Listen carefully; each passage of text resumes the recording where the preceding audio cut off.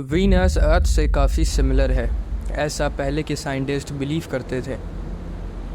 लेकिन उनको गलत साबित किया इस स्पेसक्राफ्ट ने, जिसने पहली बार वीनस पर कदम रखा और इस प्लैनेट के पिक्चर्स लिए। इससे पता चला कि वीनस का सरफेस एक्चुअल में दिखता कैसे है। इस स्पेसक्राफ्ट में एक माइक्रोफोन भी लगा था, जिसमें वीनस की अजीबोगरीब आवाज़ें भी रिकॉर्ड हुई। तो चलिए जानते हैं कि सोवियत यूनियन द्वारा बनाया गया इस स्पेसक्राफ्ट को वीनस तक पहुंचाया कैसे गया, और जानते हैं कि इंसानों को इस स्पेसक्राफ्ट से वीनस के बारे में क्या पता चला। 90s में काफ़ी साइंटिस्टों को लगता था कि वीनस एक बढ़िया प्लैनेट है। उसके थिक क्लाउड्स के नीचे उसका एटमॉस्फेयर पृथ्वी जैसा ही है, लेकिन इस चीज़ का प्रूफ किसी के पास नहीं था। और इस बारे में जानने का सिर्फ एक ही रास्ता था कि वहाँ पर एक स्पेसक्राफ्ट को भेजना।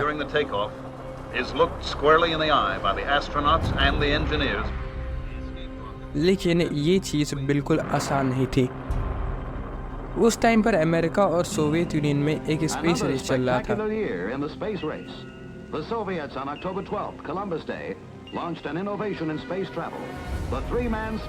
और सोवियत यूनियन को वीनस पर अमेरिका से पहले पहुंचना था।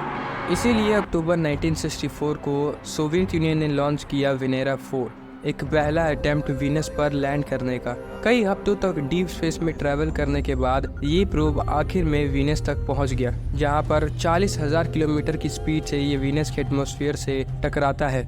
उसके बाद ये एटमॉस्फेयर में एंटर हो जाता है। शुरू में तो सब कुछ नॉर्मल हो रहा था, लेकिन जैसे जैसे ये स्पेसक्राफ्ट वीनस के एटमॉस्फेयर में और अंदर जाता है, प्रेशर और टेम्परेचर दोनों बढ़ने लगते हैं। कुछ समय बाद प्रेशर और टेम्परेचर इतने ज़्यादा बढ़ जाते हैं कि स्पेसक्राफ्ट सर्वाइव नहीं कर पाता है और ब्लास्ट हो जाता है। वेनेरा 4 से आखिरी के कुछ सिग्नल से पता चला कि वीनस का टेम्परेचर 280 डिग्री सेल्सियस तक है। ये मिशन सोवियत के लिए फेलियर तो नहीं था, क्योंकि इससे ये तो पता चलता है कि वीनस का एटमॉस्फेयर एक्चुअल में कैसा है। इसके बाद ये वापस से वीनस पर जाने के लिए ठान लेते हैं और ज़ोरों शोरों से नेक्स्ट मिशन के लिए काम करना शुरू कर देते हैं। शुरू में स्पेस प्रोब काफ़ी सिंपल थे। लैंडर एक 1 मीटर वाइड स्फीयर था, जिसको 25 ATM तक प्रेशराइज कर दिया जाता था, जिसमें फिर साइंटिफिक इक्विपमेंट्स को भर दिया जाता था, जिसका इस्तेमाल एटमॉस्फेयर को एनालाइज करने के लिए किया जा सके। इसमें कुछ खास थ्रस्टर नहीं था, बल्कि कई सारे पैराशूट लगे थे, जिसके इस्तेमाल से प्रोब की स्पीड कम की जाती थी। वेनेरा 4 बहुत तेज़ी से वीनस के एटमॉस्फेयर से टकराता है और फिर अपनी स्पीड 18 किलोमीटर तक स्लो करके एटमॉस्फेयर में एंटर हो जाता है। स्पीड इतनी कम हो जाती है कि इसको 90 मिनट तक वीनस के डेंस क्लाउड्स में गुजारना पड़ता है, जो धीरे धीरे इस स्पेस प्रोब को पिघला देता है। इस मिशन से सोवियत को ये तो पता चला कि इनको जल्दी से जल्दी वीनस के थिक क्लाउड्स को एस्केप करना है और सरफेस तक पहुंचना है। इसीलिए इन्होंने स्पेसक्राफ्ट वापस से रीडिज़ाइन किया और दिसंबर 1970 को वेनेरा 7 लॉन्च किया। इस स्पेसक्राफ्ट का भी मिशन सेम ही था, वीनस पर लैंड करना, लेकिन इस बार इनको वीनस के डेंस एटमॉस्फेयर से जल्दी निकलना था। इसीलिए इसके पैराशूट में एक कॉर्ड लगाया गया। ये कॉर्ड एक ऐसे मटेरियल से बना था जो 200 डिग्री सेल्सियस पर मेल्ट हो जाता। इसके साथ साथ इसके लैंडर के वॉल्स को भी 2 गुना ज़्यादा मजबूत कर दिया गया और उसको 180 ATM तक प्रेशराइज कर दिया गया। वेनेरा 7 वीनस के एटमॉस्फेयर को हिट करता है और स्पीड स्लो करके एटमॉस्फेयर में एंटर हो जाता है। इसके पैराशूट में लगा कॉर्ड इसको ओपन नहीं होने देता है, जिसकी वजह से ये वीनस के थिक एटमॉस्फेयर से जल्दी पास हो जाता है।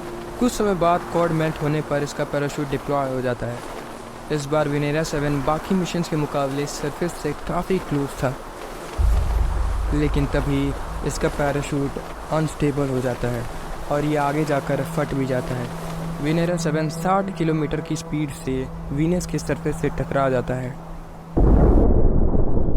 अब सोवियत यूनियन के पास एक और फेलियर था। हवा में टेंशन थी कि कहीं अमेरिका स्पेस रेस में आगे न चला जाए। कुछ समय बाद जब साइंटिस्ट डेटा को रिव्यू कर रहे थे, तब उनको एक सिग्नल मिलता है। ये सिग्नल वेनेरा 7 से आ रहा था। ये मिशन एग्जैक्टली फेल तो नहीं हुआ था, बल्कि प्रोब का एंटीना नॉक हो गया था, जिससे अर्थ तक आने वाला सिग्नल काफ़ी वीक था। आने वाले कुछ वीक सिग्नल में ये पता चलता है कि वीनस का सरफेस टेम्परेचर 500 डिग्री सेल्सियस है। अब सोवियत को वीनस के सरफेस टेम्परेचर के बारे में पता था और ये अमेरिका से स्पेस रेस में हारने नहीं वाले थे। This time, scores of ships are sent up into interplanetary space. इसलिए वापस से वीनस पर जाने का फैसला करते हैं, लेकिन इस बार इनको पता था कि इनके पास सरफेस टाइम भी काफ़ी कम है। Instead of passengers, फिर सोवियत यूनियन ने डिज़ाइन किया वेनेरा 8। इस बार एक इसमें कूलिंग सिस्टम लगा था। ये कूलिंग सिस्टम एक लिथियम नाइट्रेट के बार्स थे। लिथियम नाइट्रेट सॉलिड से लिक्विड में कन्वर्ट होने के लिए काफ़ी एनर्जी लेता है और ये एनर्जी वेनेरा के लैंडर की हीट से आती है, जो उसको फिर एब्जॉर्व करके ठंडा करता है। वेनेरा 8 कंपैरेटिवली काफ़ी सक्सेसफुल हुआ।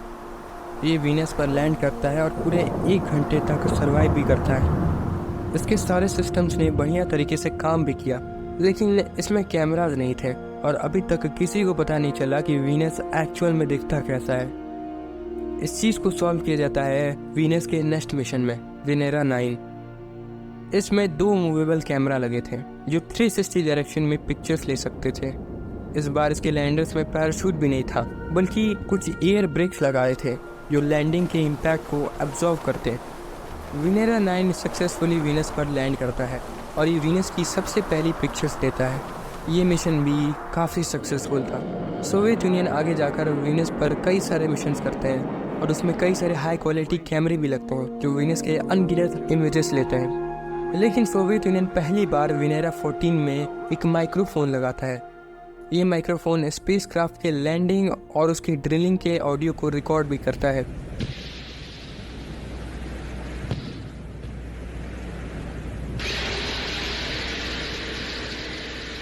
आप इस पूरे मिशन के बारे में क्या सोचते हैं? कमेंट में ज़रूर बताइएगा।